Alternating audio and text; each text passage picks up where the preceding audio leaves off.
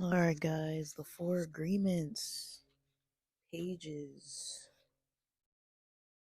111, 112, and 113. The title of this section is The Discipline of the Warrior, Controlling Your Own Behavior.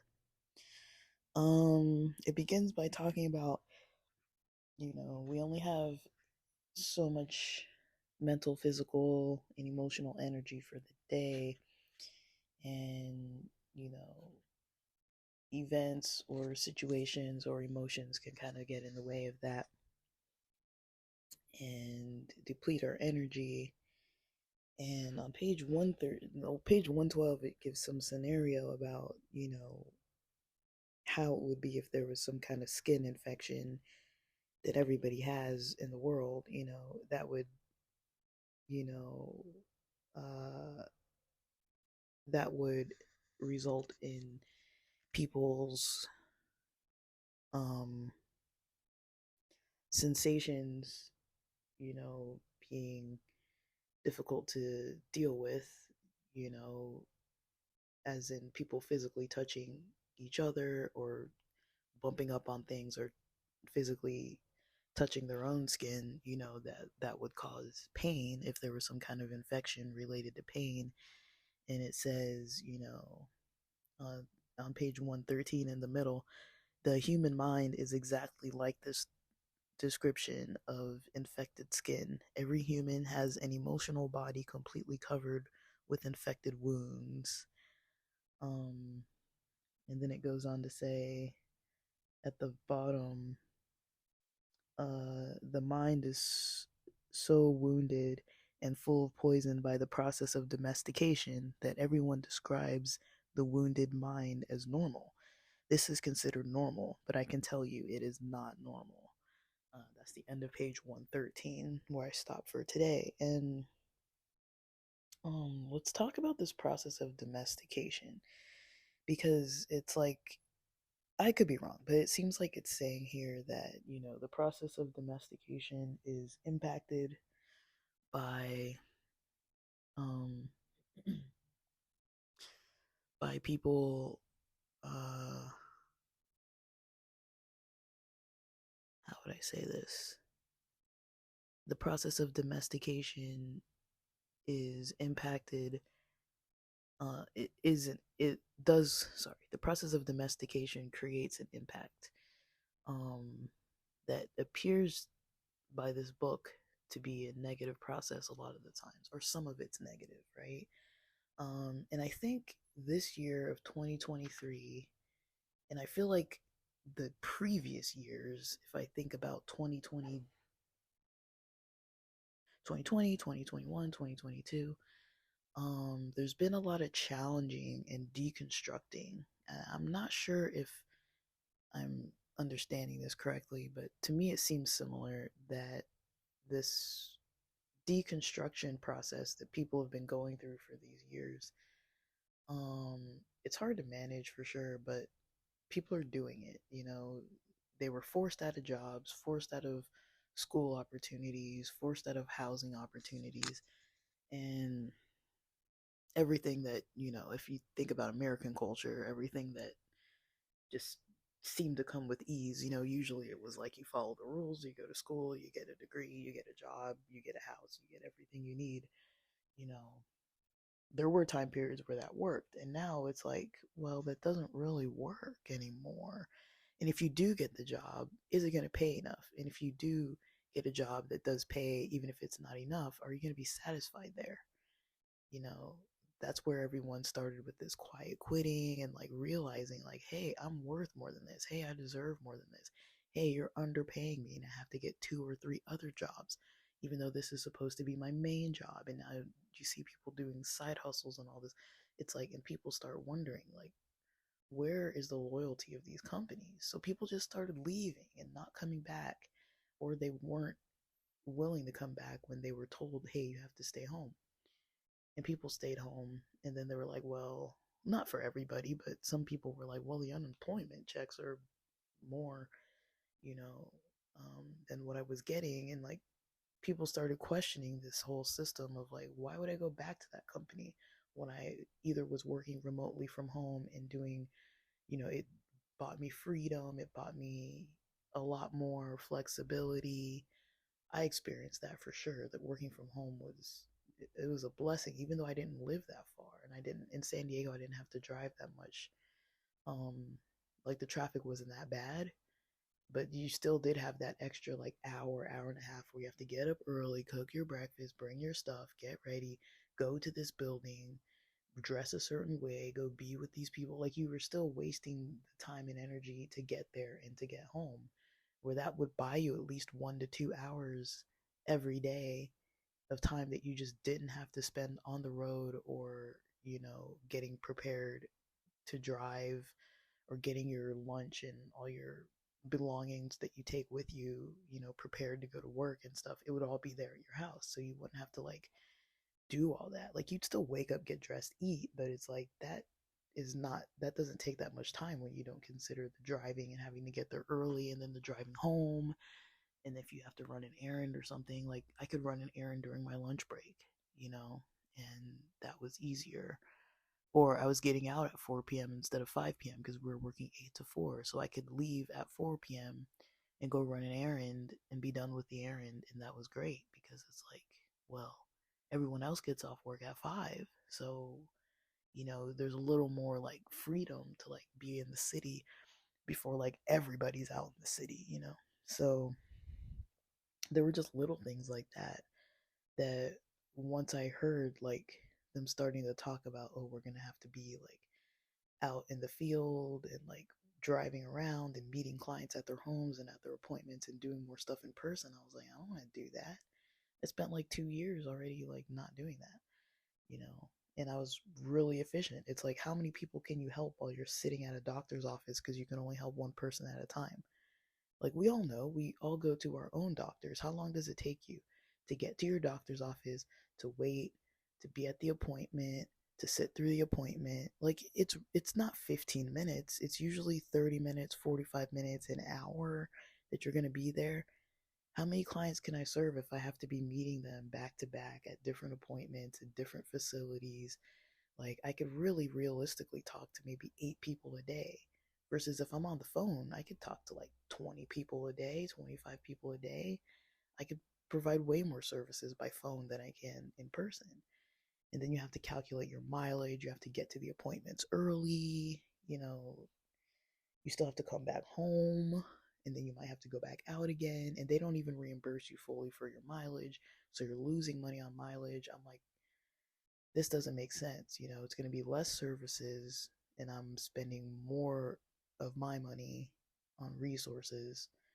You know, I know that that's not exactly what this book is talking about, but I'm saying like there's this whole like the deconstruction of that part of people's lifestyles as well as the deconstruction of like what we've learned, what we've been taught.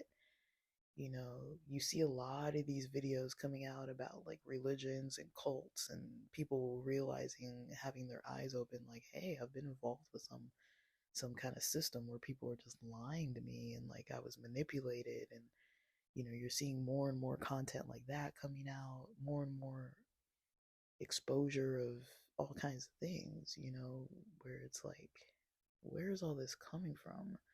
It was there. It's not like it wasn't there in the past, but people are like deconstructing all these things and kind of questioning a lot of these things that they never had time or energy to question before because they were in the rat race and just running around and doing what they needed to do day to day and being kept so busy by work and these like structures. And when you deconstruct all that, something else comes out of it, you know. But yeah, them talking about, the domestication process. Not all of the domestication process for every single person is terrible.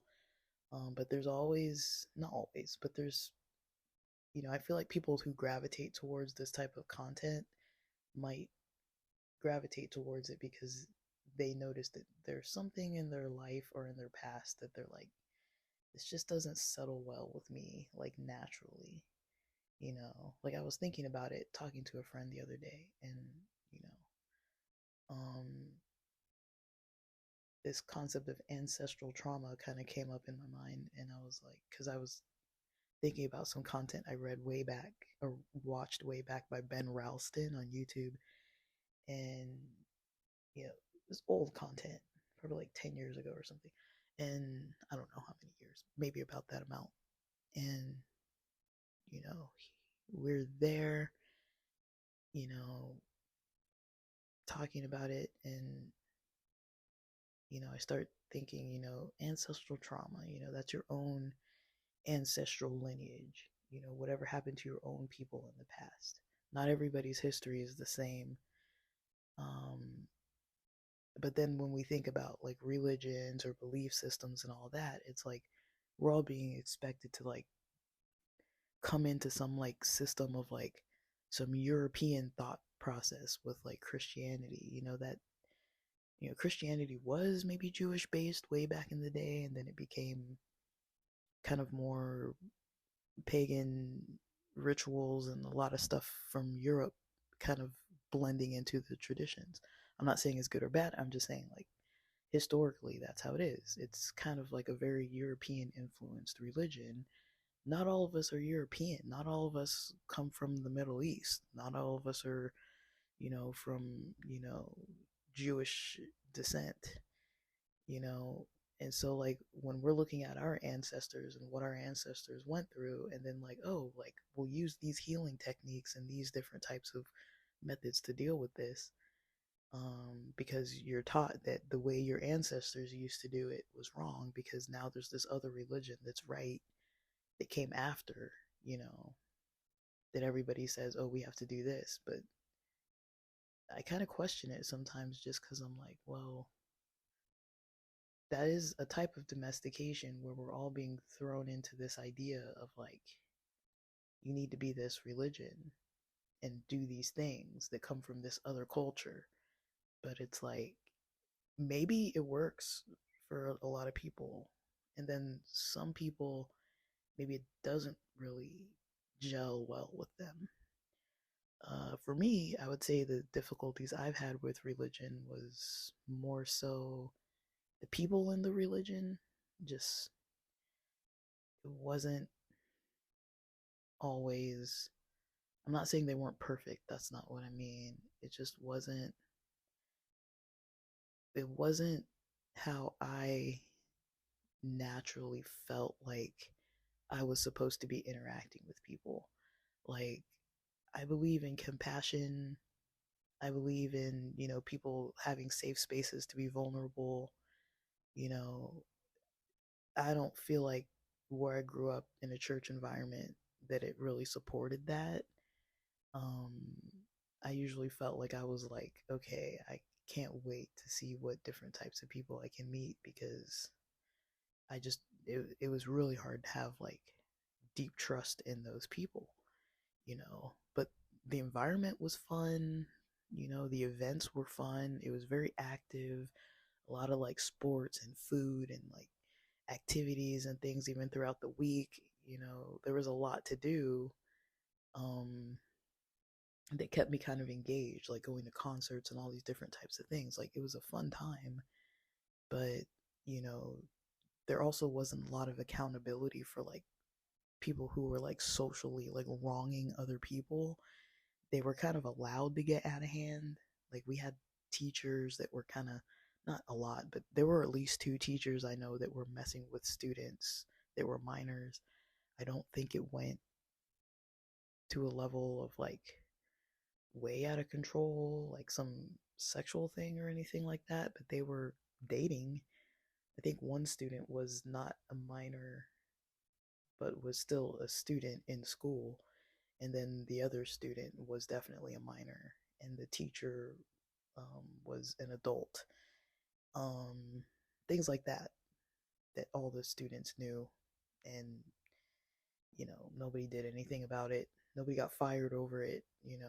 No one got reprimanded, not even a slap on the wrist, as far as I know. There were people that had major anger issues. that were in leadership that were, I would say, bordering on like verbally abusive. I used to have this one teacher that people would say, like, he would say himself, he would be like, you don't want to bring out the troll, and when he became the troll, he would make people run extra laps, like run them. You couldn't even walk them. Like, you'd have to run more or do like extra PE kind of like things, almost like to cause you more pain or something, but it was like acceptable because this is physical education class. So he would kind of take out his anger on people in PE class, or he'd get like mad, but it wasn't really warranted because everyone was pretty, like, most students were pretty good. It was just when he was in a mood, you'd have to deal with it. And there were quite a few people that were like that, that when they had a mood, like, they weren't like cussing people out and stuff, but they would get into it with students and like fight, like argue and make people feel bad. And, I just, that, and then like, people just being so gossipy, and that was said to be, oh, this is just how people are, and like, just that is what I mean by kind of like lack of accountability for stuff. um I was always just like, man, it would be nice if I knew people that weren't like this, so I could actually like have real deep conversations with people about personal things and not have to worry about everybody learning about that conversation within the next 20 minutes. Like, people just didn't keep things to themselves. Um and that's the kind of stuff that for me was like the issue with the environment. It wasn't necessarily the religion itself and all that kind of stuff. It was more so what was acceptable in that community, and what was allowed in that community. I mean, people are going to be people, they are going to make mistakes, but the people in leadership need to step up and nip stuff in the bud and be like, this is not okay. And there was a lot of stuff going on like that where I was just like, this is not okay, but nobody's saying anything about it. And I was young and I would speak up about it, and people would just be like, that's just how it is. And when you hear that from adults, you're like, oh, maybe that's just how it is. And then I grew up to learn about things where I was like, oh, this is called abuse. Oh, this is, called like not a safe space. Like, these are toxic, qualities that these people are being allowed to kind of just like have, and, interrupt other people's lives with it. And that was kind of the part of domestication in my larger social life as a youth that I had to deal with.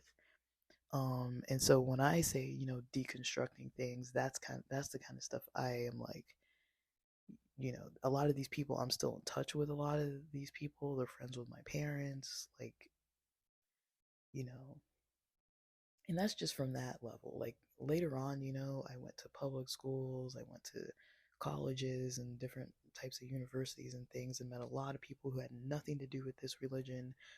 Um, I met a lot of great professors, a lot of great other students, and that's when I kind of realized, I was lied to, because people were at that religion were saying like, don't get too involved with these other people. Like, your life is gonna like go down.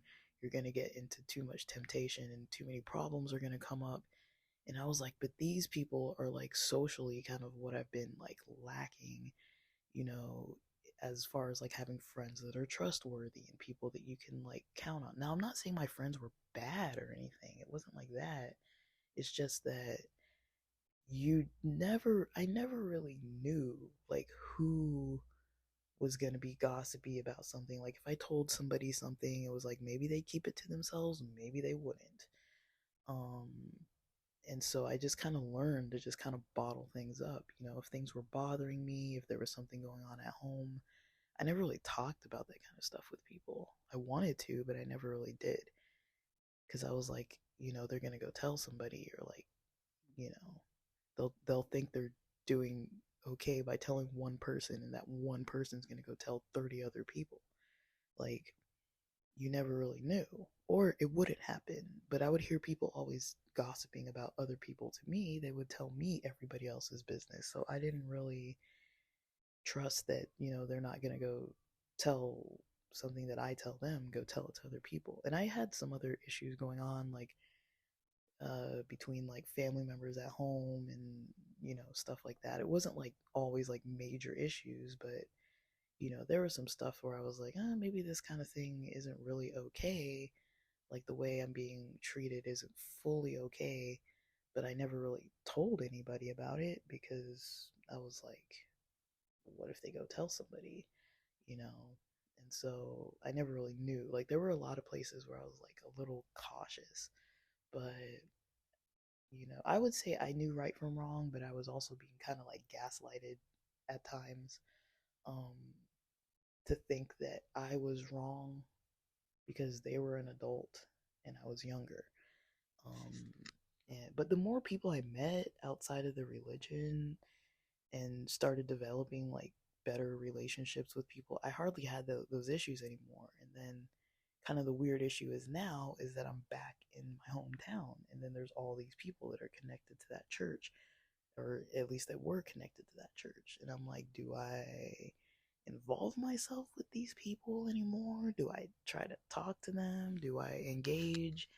Because a lot of them are connected to this past that I've kind of like left for my own good, you know? Um, and so I'm constantly stuck with, oh, Christmas is coming. Do I reach out and say, hey, do you want to hang out, or do you want to meet up, or send a Christmas card, or do I just ignore everybody? you know, like I have been kind of ignoring most people. I think they kind of know that. Um, I've tried to explain it to people. I'm like, dude, I've created and developed all these healthy relationships in these other places. Like, I'm not really trying to come back to this. Um, not like it was before. I'm not really trying to be a part of things like that, but um when I read this, that's kind of where my mind goes. um that's kind of what deconstruction looks like to me. Deconstruction of the domestication process, and you know them saying that, in this book, saying that the mind is so wounded and full of poison by the process of domestication that everyone describes the wounded mind as normal. And then they're saying, but it's not normal. It's not normal to have this like wounded mind. You know, um, it depletes your energy. You know, and we're kind of. I do think a lot of people get the message that you have to stay in those types of communities. That's one thing that would be like a takeaway for me, where I kind of got that message where it's like, you kind of need to stay with this religion, or you kind of need to stay with these people. And, I did find other churches where I was like, okay, this is better. This is better. Um, and I was happy there. It wasn't like every church was like that. It was just the church I grew up in. And then when I started branching out to other churches, and then like knowing other pastors that were interested in creating safe spaces and interested in creating like quality communities, not that people won't make mistakes and people aren't going to hurt each other's feelings, and but just the fact that people knew what was expected of them, that there was like a level of like accountability to be like, at this church, in this environment, in this community, we do things this way. You're not going to be able to just be overrunning people and manipulating people and try to be doing all this kind of sly stuff on the side and getting away with stuff, you know, with these like ugly patterns, of like just bad behaviors. Like somebody's gonna call you on it, someone's gonna pull you aside. Like even when guys would start dating women at this church, they would pull the guys aside and be like, look, if you're dating women at this church, if you are not interested in them, if you get to a point, don't lead people on. Like, you still have to make it so this is a safe space. And they would always pull the guys aside and be like, keep them accountable for like how they kind of, how they even date in the church.